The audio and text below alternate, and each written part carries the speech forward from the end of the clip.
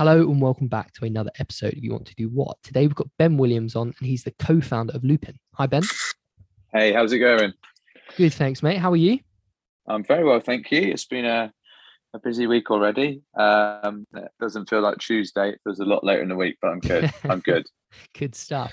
Do you want to jump straight in, Ben, and tell everyone a bit about what you do? Yeah, of course. I'm a co-founder and current COO of a startup called Loopin. We were born in a pandemic around 1 year and 7 months ago, on the back of what we were doing in business anyway, my co-founder and I, Anthony, in helping companies engage their employees differently through immersive workshops, both digitally and also physically, through coaching, goal setting, resilience training, and all these things that come to mind with the personal development world. And then obviously with the pandemic, taking all coaching and live workshops off the table to a degree and not being very digitally set up, we decided to pivot into technology to create something that not only should bring people together during a time where we will need it, which is a pandemic, but is something that we need anyway. And that's where the kind of ethos of Loopin was founded. And then fast forward to where we're at now, we're 14 people strong, just done our second round of investment, and now moving into the world to show people what we've been working on. Wow. So Loopin's a tech platform for engaging employees, right? Yeah, that's it. We're a SaaS integration that currently sits on Slack. So at our first port of call, our first integration was Slack, and then as we sort of grow next year, we'll be then jumping on to other such platforms like Microsoft Teams and other communication and collaboration platforms. But essentially, it is that we wanted to bridge the gap actually between well-being and engagement. They could be seen as two different subjects, where really actually if you have highly engaged people in our eyes who are connected to one another as peers and as managers and leaders, then ultimately you can really have an impact on well-being as well. And well-being isn't just what we do at home with exercise or practicing meditation or personal development as an individual. It's also a team effort to ensure that we can have the conversations we need to have, or we feel we can be open and authentic with one another, and create an environment and cultures within businesses that empowers that and asks of that for its people, so we can be us at work, we can be human beings at work, and if we have that, ultimately that has a great impact on our well-being and has highly or more highly engaged people, and that's what workplaces are looking for in this modern way of working. I think that's really interesting. Obviously, mental health is an ever-growing sort of point of interest for businesses and people in general. You know, we're all starting to look after our mental health better. But I've not, you see companies sort of pay lip service to it. But this looks like a really practical way of actually addressing it. Yeah, I think there's always that complexity between, ESG and companies ensuring that ensuring they look like they're doing what they should be doing. And they're the right things to not just look like they're doing what they're doing, but actually doing them for the right reasons. So lowering their carbon footprint and the social responsibility of looking after the well-being of employees and even their families and friends at reach. And yes, there is companies which, what would we say, they probably would go through the process of creating something like what we're trying to put in place just to tick boxes, to say they're doing it. And then there's also companies out there who are forward thinking and really, really want to do it. And they're the companies that we work with and want to work with and continue to work with. And companies that really genuinely do put their people first, because that is at the end of the day what all businesses are built from, the people within them. And times are changing, generations are changing, and people are looking at the workplace very differently. And it doesn't take much for people to move on if they don't feel they're empowered or belong to a company. And there's definitely a new way of working now. And so there needs to be tools on the market like ourselves which support that and empower that for people who want to work like that.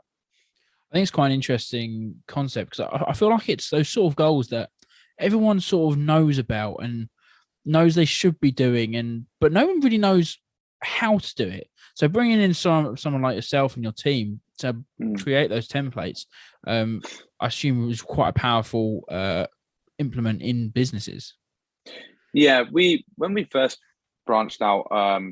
Both Ant and I have spent 10 years in the Marines each, and you don't meet, dare I say, you don't meet very higher performing groups of individuals than you do in such organizations as that. And that's not to say that those types of high performing individuals and groups don't exist in the civilian world. Of course they do, but on such scale and on such almost regularity amongst your peers and your leadership. And I think taking some of those frameworks of not the muddy, nitty-gritty Royal Marines that we probably assume to be there, but more of the mindset and the ethos of what actually brings out those characteristics in us as soldiers, but then how is it relatable to the civilian world? And so we found ourselves creating frameworks and workshops and personal development coaching that we were taking to businesses that which was extracted from this way of thinking, and stuff we were using ourselves in the civilian world and practicing it, knowing that it does work. So doing it as live coaching and doing it in workshops is fantastic. The difficulty there is you can only have so much impact. You can put on these wow events and people come along and you can tell your stories, and it is great. It's great to tell the stories. It's great to share the stories, and then it's great for people to hear them. Well, most people know, everyone loves it, but it does have an impact. The difficulty then is finding longevity. And I think that a lot of companies struggle with this. There's a lot of sheep dipping into leadership courses. There's a lot of, let's put them through this course or this workshop because this will bring this out of them. And it doesn't work like that. Things need sustained exposure. You need to be dipped into some form of training and coaching, and then you need to have longevity in what you're trying to achieve. And so what we're doing at Loopin is we're simply starting with helping companies improve peer-to-peer support, and also helping line managers lead, helping managers actually know how to lead and where to lead, spotting who they need to have a conversation with today, and not as a witch hunt, but as a support network, as a framework that actually supports people in the workplace, peer-to-peer and management. And our view is that if we can do this, you embed it, you onboard it with workshops and coaching, but then you move it forward with this continuity, this longevity, with technology helping you do this, then ultimately you can have a bigger, broader, longer impact, which is what we want to do. So, your business Loopin is, I guess I'd put it under maybe business consulting as like a sub industry.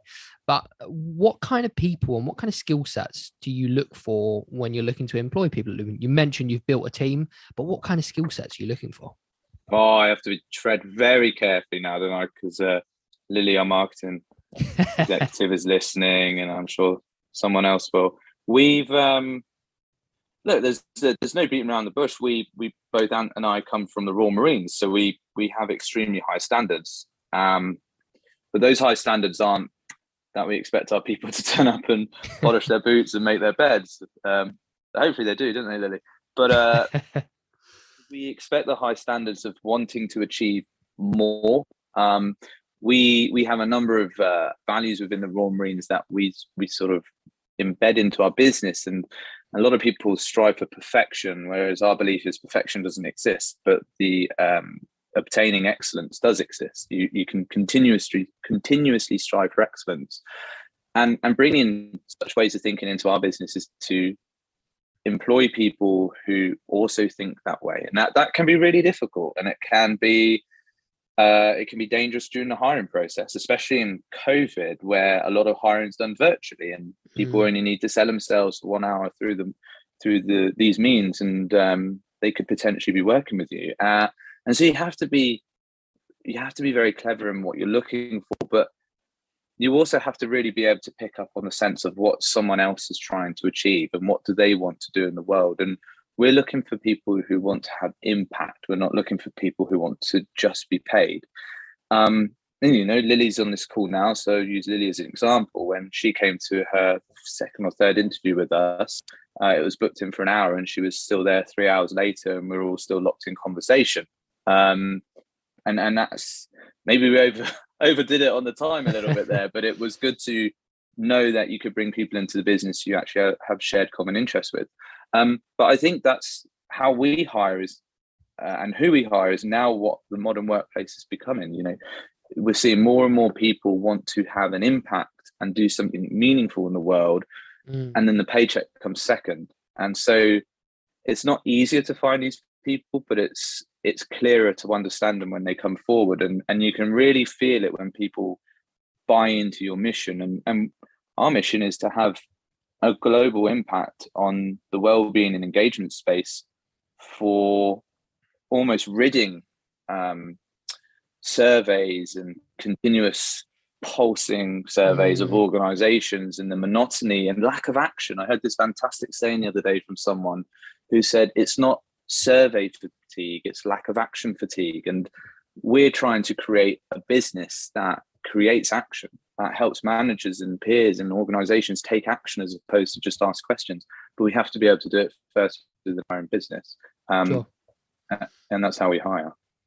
So within this well-being space, well-being consulting with businesses, what if somebody wants to get into that, how would you even go about doing that?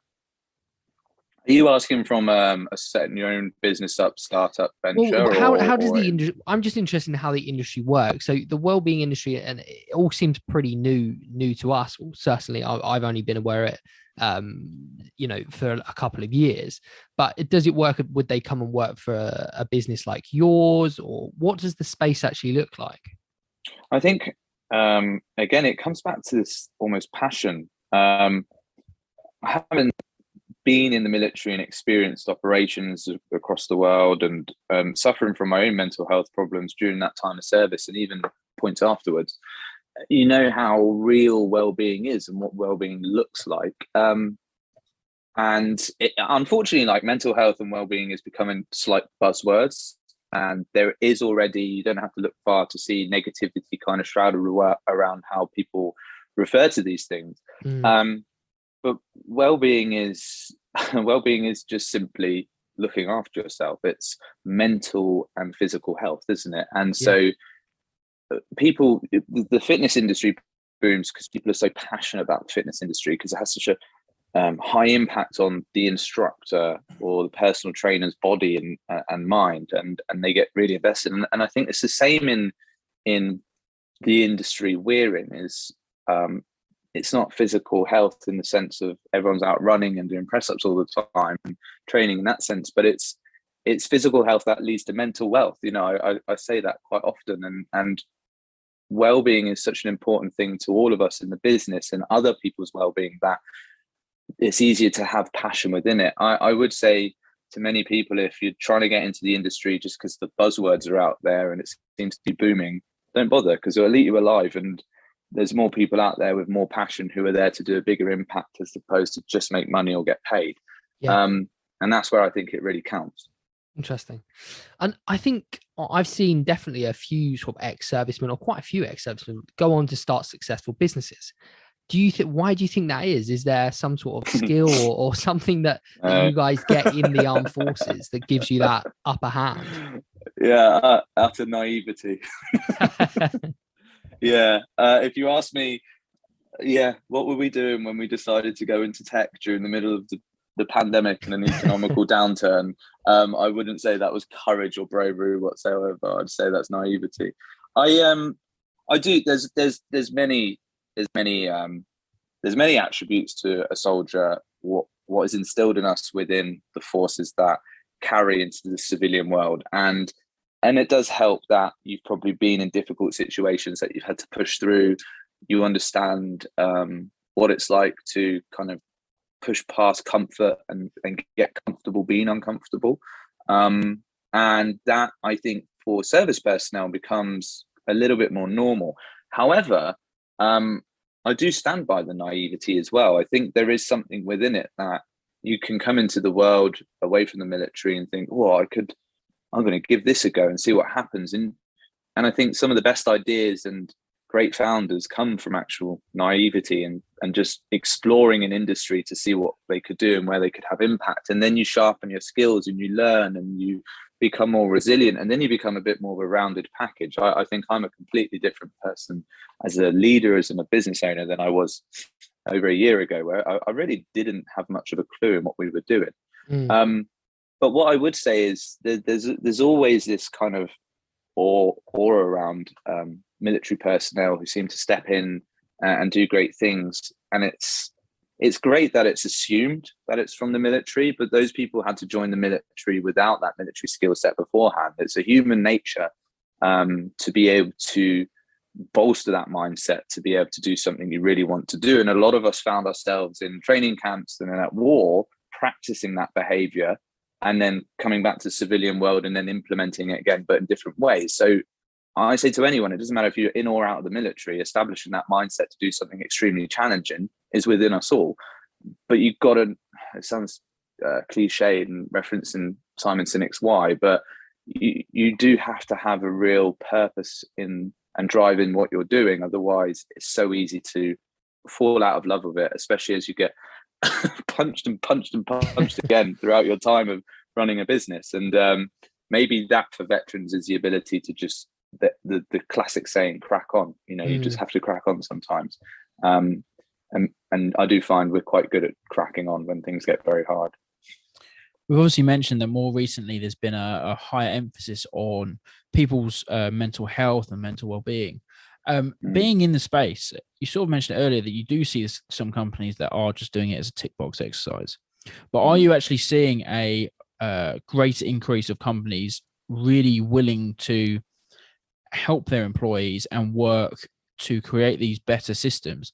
And also, do you think that the government will actually step in at one point and say these sort of practices need to be in place for all companies? Yeah, I do. Going to your first point, for this type of space, and I don't mean to sell this in a way of money and doing business, but it's essentially what we're doing. And if you're in business, you're trying to drive revenue for your business, and getting executive buy-in for certain things over the years has always been very tricky. Now more than ever is the executive buy-in so easy to obtain in this world of well-being and engagement, because they are under the cost on certain things that they need to achieve in a box ticking way. But there is also a huge problem. You have entire workforces at home, some of which in very volatile situations, some of which don't feel safe at home. Others are just bored. People want to come in, but then they don't want to come in. And it's got to a really tricky point for businesses to go, what do we do then? And how do we do it? And dare I say it, and only because I'm biased to our own product, but I also believe that the way we're pivoting is because there needs to be new and refreshing ways to do it. There's new and refreshing ways to improve well-being and increase engagement. And the times of surveys and things like that are maybe passing. And so executive buy-in's getting easier. We're having conversations with companies that I thought would take us years to get to, and we're having them in a matter of months. Then the complexity and difficulty comes is that the market's moving at such a speed. You have to try and keep up with your product and what you're trying to do, and you can only do it at such a pace to the capability of the team. And actually, beforehand, it was almost the flip way, wasn't it? It was, you could create a product, people start to like your product, you prove the concept of the product, and then you gain traction. And then when you gain traction, it's easy to get executive buy-in. Now it's like, we need your product, we're not sure what it does, but get it in. But then you get in and you start to run it. We're in I think only 7 months of launching the actual product itself. And so we're still learning, we're still trying to catch our breath and keep up with the sprint. And that's now becoming the most challenging thing to do. But equally, executives are completely aware of this huge problem almost all companies are facing now. To go into a bit more detail on when you look for somebody who you're hiring. So you mentioned Lily, who's on the call. We like to talk about CVs versus maybe a portfolio, not necessarily a portfolio if you're working in marketing, but somewhere, whether it be on social media or somewhere online, you can showcase work you've done or projects you've worked on. And as an employer and going forward and looking for people to actually add value, you're going to value that way more over than a paper CV. Am I right? Or do you still like to see a CV? No, you're right. Going back to the military, I had the honor of training Royal Marines recruits, and part of my training with part of taking those recruits from raw civilian to trained commando was taking them on the 32-week course, and hardly anyone statistically survives staying in original, which means to stay in your original troop you joined in training all the way through to the end. More often than not, people get what's called back trooped. They have to go back in training. That could be down to failings, that could be down to wrongdoings, it can be down to injury and so on. And we report on these people, on these young men and women now, every week. And it was so easy to write people's names into the mud a little bit. And you would often find corporals and sergeants which would take a disliking to an individual and then write them up in a way that would devalue that person. So when they moved troop and went back in training, that, you know, they would assume you would read their report and instantly dislike them yourselves. When I started to see that pattern, I then began not reading the reports and allowed the recruit to make his own fresh slate, as I suppose you could say, within our troop to see who they are, what material they're made of, and do they have the qualities to be passed out as a Royal Marines on my watch. Then when they ruin it and they mess it up, you then look at their report and you go, oh yeah, they're terrible people, let's get rid of this person. But I have the same ethos with how we hire. Is it the right way? Is it the wrong way? I'm sure many people would argue that's the wrong way, but I've never read any of the team's CVs, as much as they spend hours, sorry Lily, writing them to prove to you who they are. I don't read them. I don't want to make a prejudged opinion on the person who's going to walk through the door. I'd rather do it on conversation and then maybe afterwards pick up their CV. Now, professionally, out of us, Tomo, my business partner, does read the CVs. And he does look for every single one to see what caliber of person we're bringing into the business. So one person does it, and then it's only fair that the other one comes in completely blank, completely unknowing of the person, to get to know him in those quite often difficult and tough moments, which is an interview. And we interview him several times. And so you get to see the real person come out. You get to hear their passions. They actually share with you real things as opposed to some of the bullshit they put in there. That is, we all know it's bullshit. Yeah. And I think, I don't know if Lily, you must have had this as well. When we've been doing it, we ask everyone, you know, what's the closest thing to a lie on your CV? And then they're like, oh, and I've not even read it. So I'm sat there looking at them going, whatever you tell me, I'm going to believe. But it's great because people actually genuinely say, look, I did say I did this, but that's rubbish. I never did that.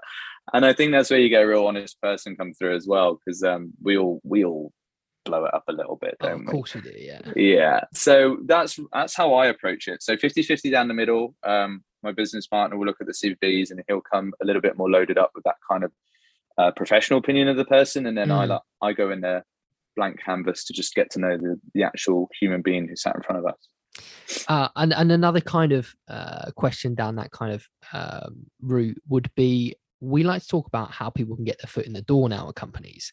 And there's so many different startups in loads of different spaces, but the traditional put your CV through the door is kind of not going to cut it anymore. We don't think anyway. Mm-hmm. So if somebody reached out via LinkedIn or other social medias or got hold of somebody's email, would you as a founder be impressed by somebody saying, hey, look, this is what I can do, and this is what I'd like to do for your company. This is what I've done in the past. And this is where I think I could add value. Even if there isn't a job description or a job going at the company, do you think approaches like that actually are quite impressive? Yeah, I think the business owners are getting younger. Millennial and Gen Z business owners and leaders are coming forward. And I think we all think slightly differently. We like to be impressed. We like the business's ego rubbed. Everyone likes that in business. It's, what can you do for my business? Why are you coming in? And I think the way to cut it in the world is there's so much noise out there, isn't there? And so to cut through any noise, you have to be innovative. And it's something that Lily did. She came in and was innovative in her approach to be like, this is what we're going to do when we start marketing. And it was like, that's so much different to our competitors. And maybe we stand a chance of being heard. And it's things, there's crazy stories. What was the one? Was it Social Chain?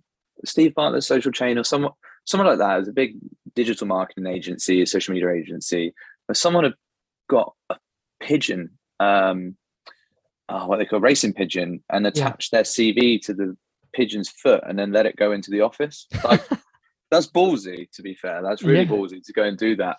and they got the job because they were so impressed that, well, if this is the way you market yourself, what are you going to do for how we run this business? I can't remember. It's Social Chain. It's one of the big agencies. Yeah, And I read one a bit similar. That was somebody used Facebook and put their CV on like one of the ad pop-ups on Facebook. So whenever the person who hired was scrolling through Facebook, this person's CV would continuously come up, and they got the job eventually. It's like, look, I know how to market. I can get your product in front of your face. Yeah, they spent 10 grand on ads, but they got there in the end. Exactly. I think that's a big part of it, and especially in startup.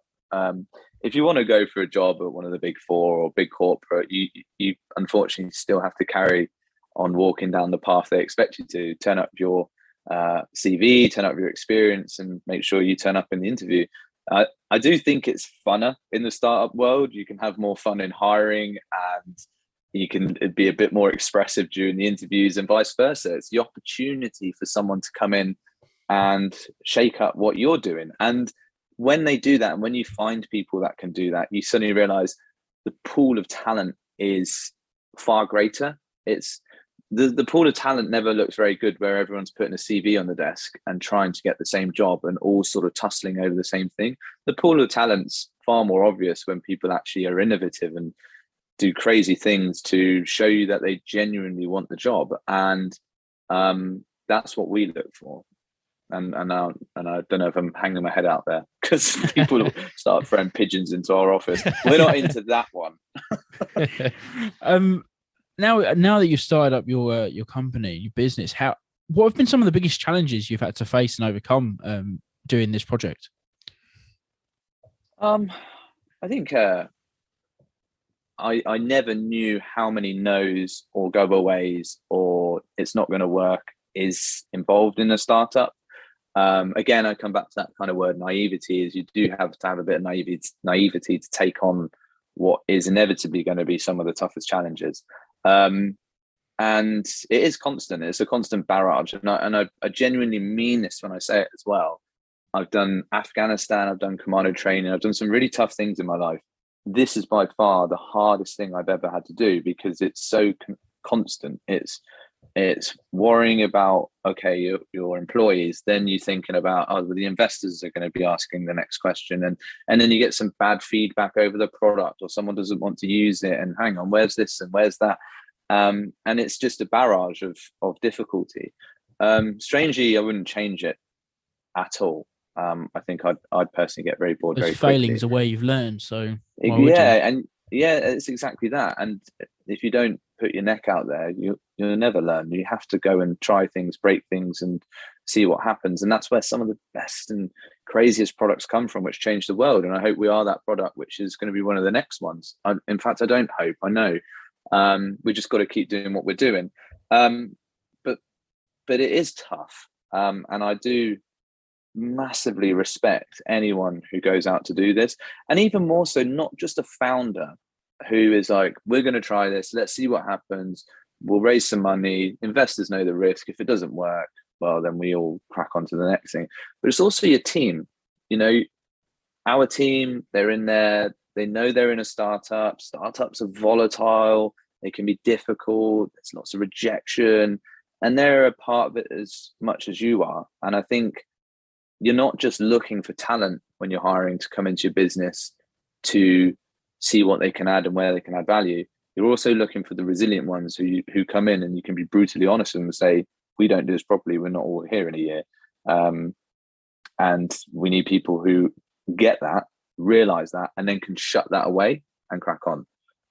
Again, I use that kind of marine term of cracking on. And I suppose it's really, really difficult, but when you can surround yourself with the right people who are on the same path, have the same vision and the same mission as you, then collectively it gets a bit easier. And what for you has been the singular biggest positive of actually deciding to do this? That's a great question. When you started talking, I thought you were going to be on the negative one, and I was already trawling through the negative. What's been the positive? So there's been lows. I used to be quite an angry, volatile character myself, and transitioning from the military was difficult, and things like that. One of our investors came in and said, look, I don't really want much from this. A very wealthy person who just actually wanted to see a couple of veterans do quite well. But his one caveat was, you've got to have coaching. And I remember at the time I was like, are we going to have time for coaching? What does this even look like? Executive coach, is that not a bit extreme? Do we not just need to be a bit more Zuckerberg in the early days and just keep breaking things? And that wasn't an ego thing, that you couldn't tell me that I didn't need coaching. But what he knew was we were about to embark on probably one of the most difficult things we're ever going to embark on and continue to. And so he wanted something in there that it is so lonely at the top. There's no one else at the top, but if you're lucky enough to have a founder, and you can't go home to your wife every night and moan about business, and you ring your friends and they don't get it because they just got a normal job and they're not doing what you're doing. And so it's very, very lonely. So to have coaching with my coach, Liz, every 2 weeks around personal development, leadership, learning how to lead as a civilian and not just as a sort of brutal ex-Marine, has been one of the most transformative things I think I've established during this startup. And we've struggled, and we're going to meet struggles again and again and again. There'll be problems with the product, there'll be problems with clients, there'll be problems with investors. But I think having that coaching has made me far more resilient to dealing with all that comes. Having somewhere you can go and express yourself and then come back to work with, again, use that saying, but a blank slate to then just crack on with the next bit of the mess, because that's all a startup is. It's survival until you finally find traction. And if I know it's expensive and it's difficult, but if I could give one bit of advice is to any startup founder, is to seek some sort of coaching or guidance where you can go to learn as opposed to just bounce ideas off, because not many people have that. And I think that can often be the difference between continuing to go or giving up. Was it quite different, the leadership that you've probably been taught in the military to the leadership of you've been taught in that executive role? Yeah, very different. Like, the team get really annoyed when I try and thrash them and give them press ups and throw things at them and shout at them to their faces, nose to nose. They don't like that, and they don't respond well. No, I think it's exactly that. Our way of leadership in the military is different. It is more authoritarian, but actually in recent years it has become far more about coach and mentor. And I think I was part of that transformative period as the military was learning that, and the Marines especially, that I did come to the civilian world with an ability to lead slightly differently to what people probably assumed we led like.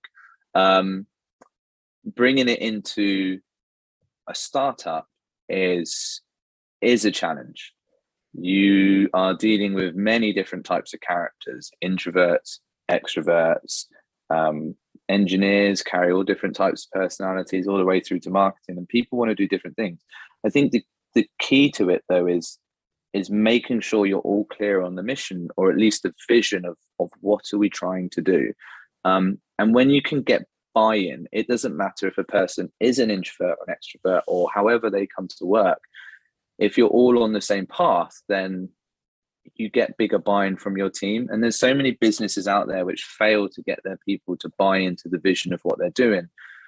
Our team genuinely, and I believe this from the bottom of my heart, purely believe in what we're doing, to the point where they come in and talk about it at work, saying, I was telling people about what we're doing with Loopin at the moment, and they're talking about it out of work. They're working later. Like, Lily shouldn't be on the school right now, but she's invested into what we're doing. And it's, working hours are over. And that's the type of people that we have. And the leadership there isn't to tell them to do that. The leadership there isn't to shout them into position. You have to be tight. You have to set deadlines. You have to be difficult. And I know I can be personally difficult sometimes. But the part that allows you to be difficult is being able to set the vision that people get on board with and want to go with you no matter what it takes.